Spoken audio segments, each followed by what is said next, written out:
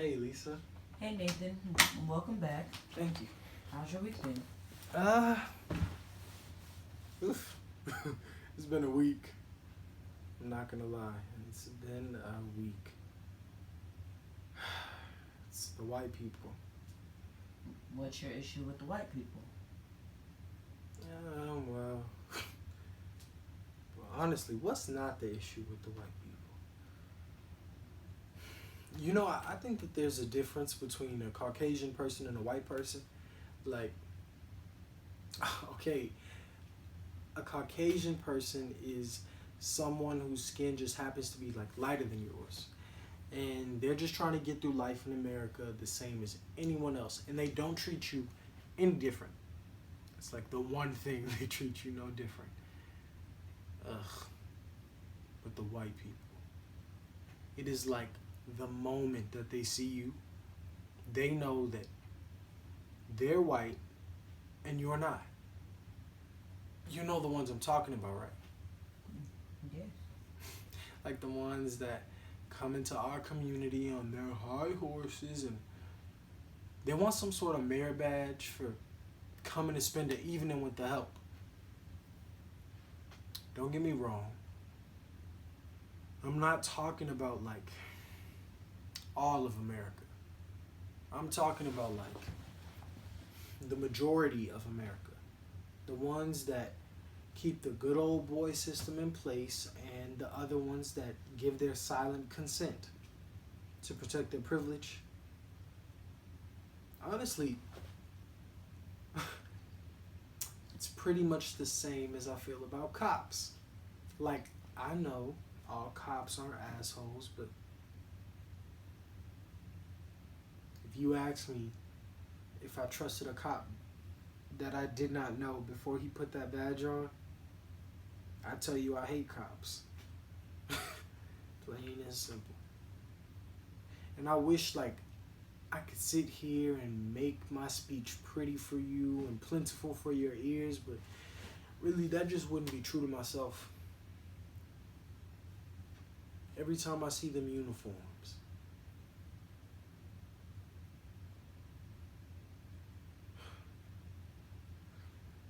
I just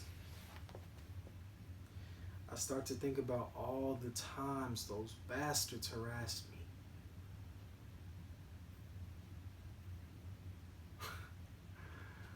There was this one time where I was fresh, like I was just headed to this film festival in New York, and I knew I had to look clean, so I just left the barber shop, just got a fresh fit from H&M, and I'm headed there with that confidence, like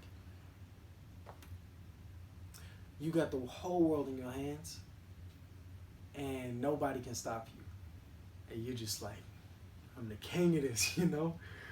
Um, and I'm headed to the subway, and I walk down the stairs, and I see like three officers, two white, one black, and there's this sign that really just stopped me, and it says NYPD, we don't need permission to search your stuff.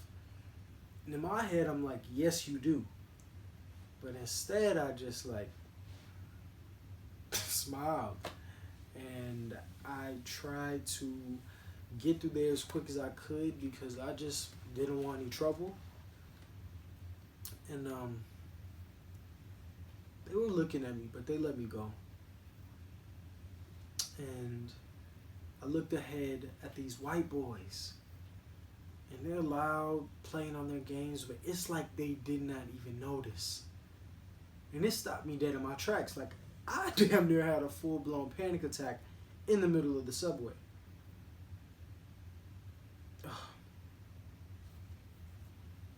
And there was this other time. Did I tell you about it? No. I was leaving a show, per usual, and I was driving through Pittsburgh, and there was this rustic red Chevy truck in front of me, and this dude was literally going 15 miles per hour on a 35 mile per hour street. So I stayed patient for a few blocks, like two, And naturally, I went around him, but then he started to speed up, like getting really close to my bumper, and I sped up, and then he sped up again, and I just decided to hit it. So he followed me for about 4 blocks, and I pulled into an intersection, and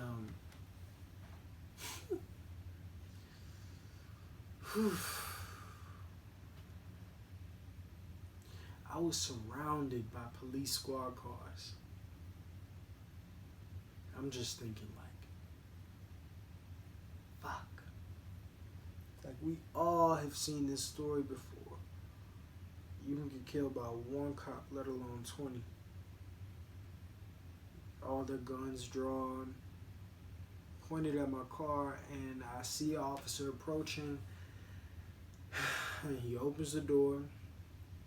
He yanks me out of my vehicle and slams me to the ground. Put a gun to the back of my head.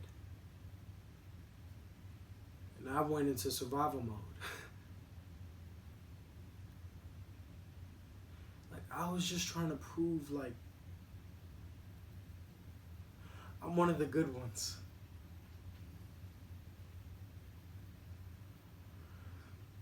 And I just tell him, hey, sir, if you could just check like a few blocks down and go to the right, you'll actually see a billboard with my show advertised on it. And he's just like, bullshit. And he radios to another officer, and a few minutes later, which felt like a freaking eternity,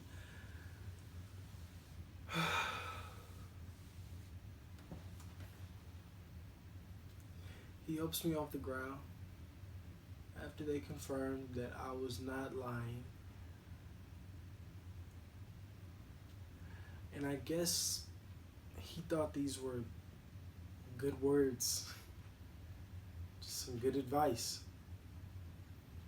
And he tells me, just stay out of trouble. Then he informed me that another vehicle that looked similar to mine had been reported stolen.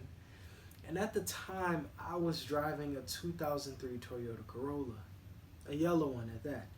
And in my head, I'm just thinking, like, who in their right mind is risking getting caught stealing a yellow 2003 Toyota Corolla?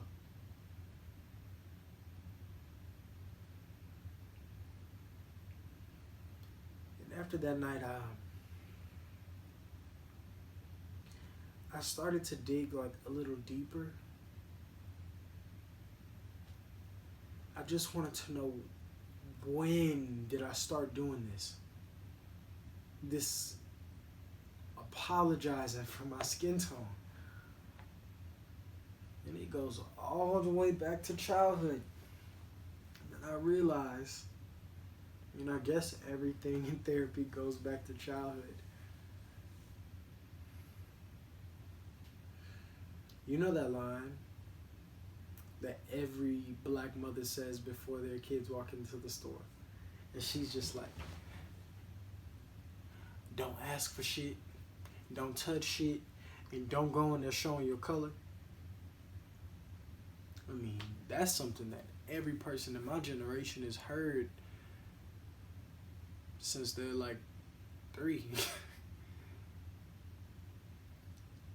And then I think about when I was a teenager and we used to have these pageants, like a competition, and whoever won would get their face put on all these magazines, and of course I won. But we'd have to sit for hours just smiling, like hours. And they told us that maybe if we smiled that people wouldn't be so afraid of us in public. And I mean, as a kid, you're just like, I'm trying to win $1,000 to get my face on a magazine, so I'm gonna smile until these cheeks crack. But that stays with you.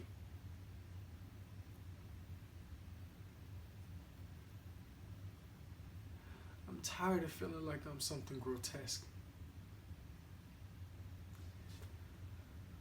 I'm tired of trying to blend in to make people comfortable around me. Like, every single race has their sociopaths, but white boys aren't being treated like they're gonna shoot up in elementary school with an AR-15. And whether people believe it or not, like, this shit happens. And everywhere I go, when I go to work, I gotta hear all these white people talk about how racism really doesn't exist anymore. And it's like, how can you tell us if it exists if you've never experienced the short end of the stick? You can't recognize when it's happening because it's never happened to you. Yet and still, they find all the ways to tell us to stop talking about it. It's just in your head. You're pulling a race card. Like, come on. Racism is not some dragon that lives in the deep hills of the South. It's just this bullshit bedtime story that America told its kids over and over and over again, and they forgot to tell them that it was a lie. It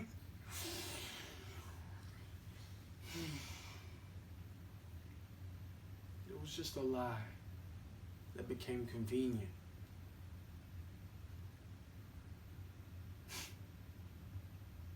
I don't have any faith in this justice system. I mean, how could I? If I call the cops and something happened to my kid, they take an hour to get there just because they know a neighborhood I'm in. It's like, why wouldn't we arm ourselves? Honestly, if they don't start being careful, if we don't get treated with some respect, just treated as people, equals, then this country will have another civil war on its hands.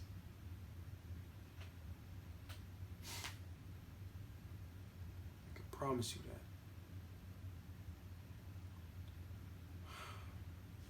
So I guess that's how my week went.